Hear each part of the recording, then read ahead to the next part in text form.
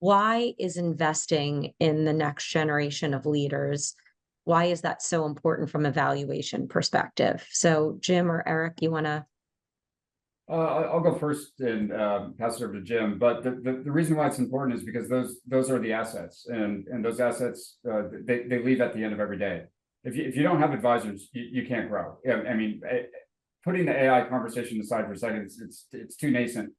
But if you don't, if you're managing, we see this all the time. If you're managing 200 households, you can't grow anymore, and your work life balance is not particularly good.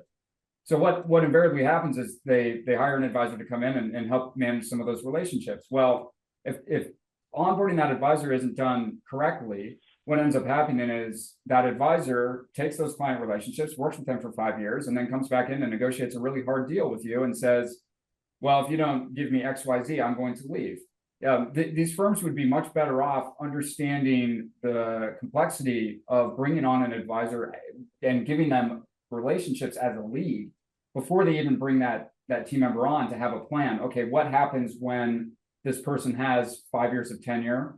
Have I set forth a criteria that allows them to come on as a partner in the firm? And by the way, it's the belief of most attorneys that non-competes are generally unenforceable in an employment context, but are much more enforceable when you have a bona fide business interest shared between two individuals. So if you bring someone on as a partner, you now have an operating agreement. You have doctrine that you can look to that says, here's how we're going to interact together.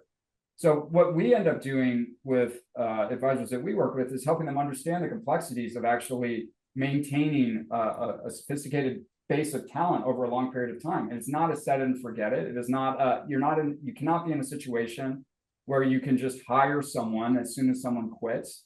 The client relationships are too sensitive to that type of thing.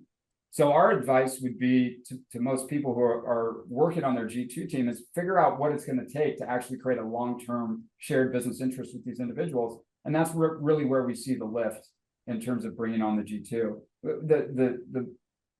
We have so many stories of failed partnership terms because they waited too long. They weren't clear about what the expectations were. And the advisor decided they were fed up with that. They could make more money going it alone. They had no restrictive covenants in place, and they left with 1 or 200 million in AUM. They would have been much better off over that time period setting it up from the get-go and writing clear expectations about what should happen.